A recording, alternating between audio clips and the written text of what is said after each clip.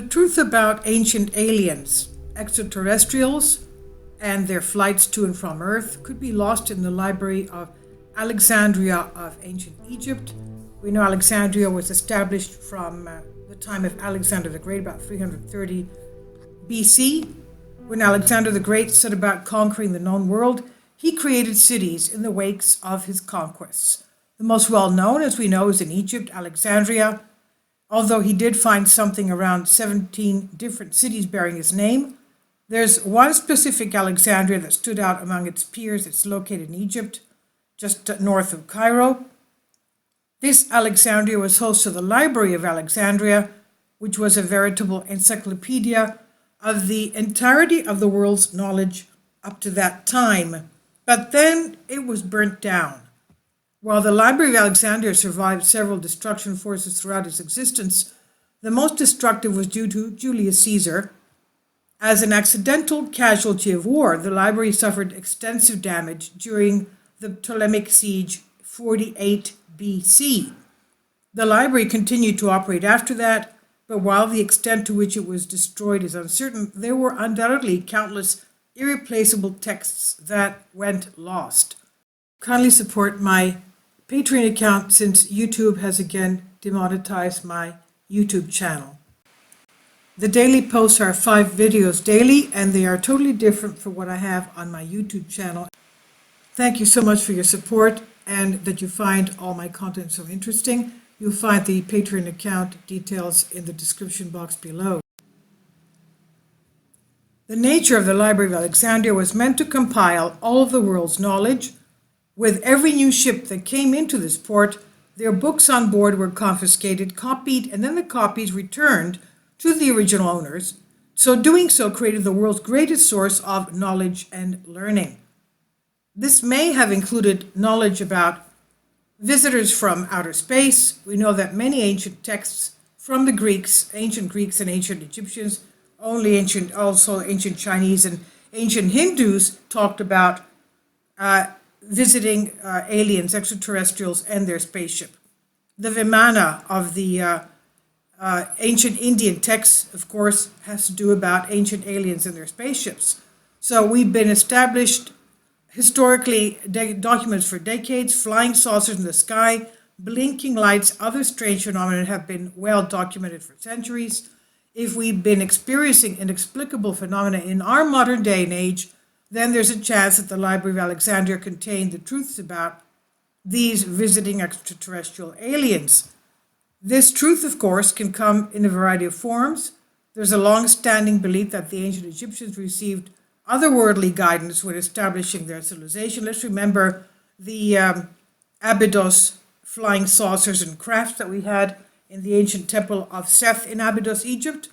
So while we have no concrete evidence of that, the Library of Alexandria may have housed that knowledge. There's more than a direct intervention that could theoretically inform us about the existence of space aliens, eyewitness accounts, records, encounters, all of which could have been stored in the library for future generations to learn from. But the possibility of this knowledge now surviving is unlikely due to the library's burning. There are still accounts, still living, still existing. Alexandria, while holding the greatest store of the world's knowledge, did not hold all its copies. There were too many civilizations at the time to fail to store our history. Whether or not Alexandria lost a significant portion of what we could perceive as a historical record of alien contact, we still have other sources to pull from. One is the ancient Greek Plutarch. Plutarch was a Greek historian, biographer, who lived between 46 and 120 AD. He later became a Roman citizen, adopting the name Lucius Metrius Plutarchus. While his studies in his life varied, his most notable works involved the detailing of various Roman emperors. These Roman figures lived long before his time, but his works are regarded by historians as reliable historical sources. Most of Plutarch's works have been lost to time. Those that have survived to this day are in the majority only fragments of his work, and only a few are complete.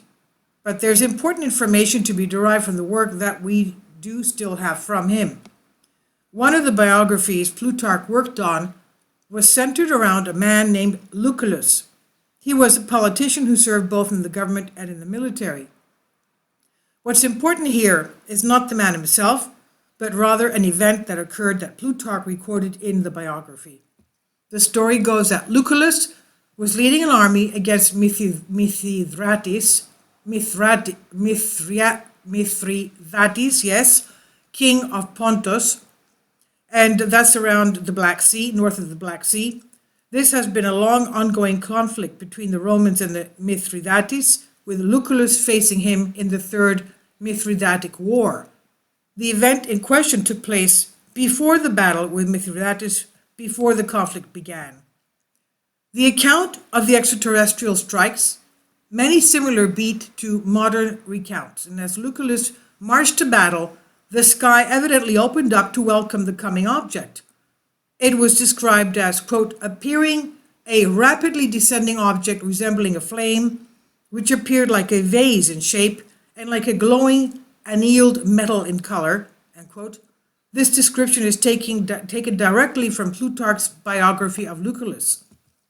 And it needs to be noted that Plutarch lived long after any of these Romans lived.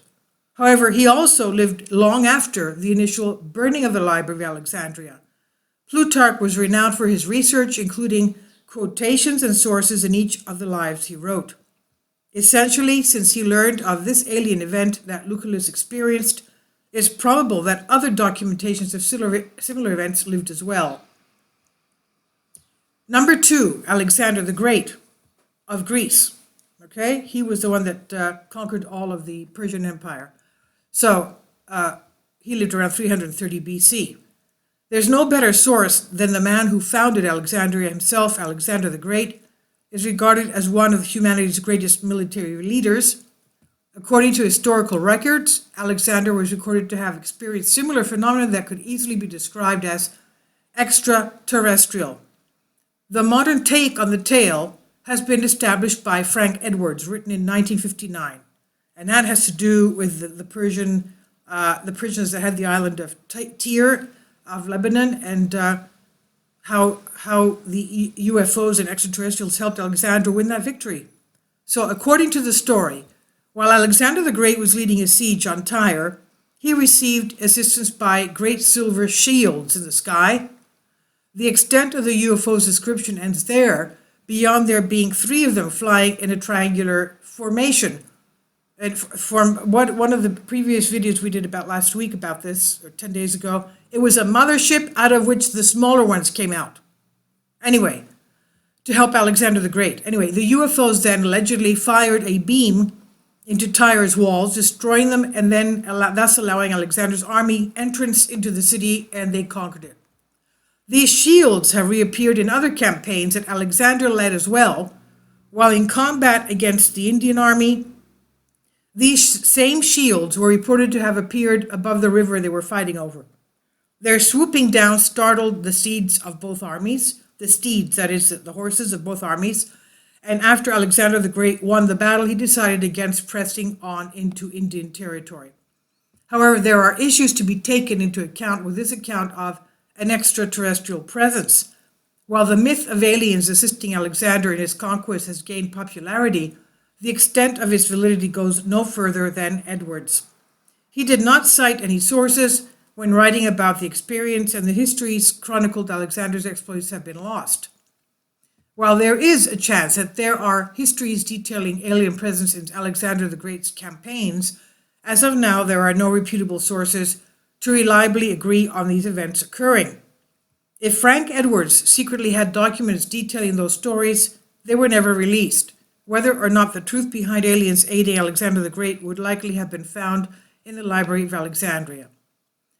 Number 3, Titus Livius Patavinus. Titus Livius Patavinus, colloquially known as Livy, is another well-known Roman historian.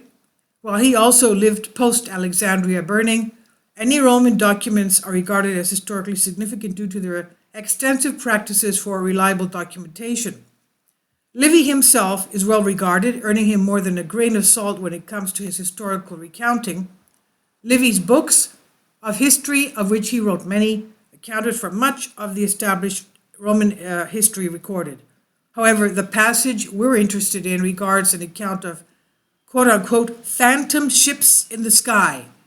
While the record itself appears to be vague, the meteorological event itself is significant.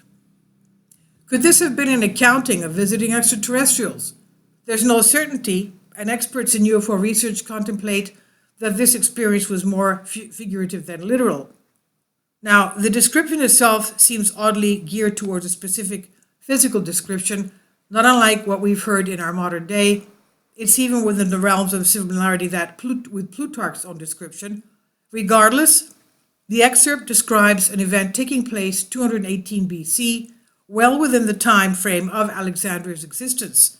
Surviving accounts kept by successors to historical knowledge maintain unexplained phenomena linked to what may be extraterrestrial intervention prior to Alexandria's burning.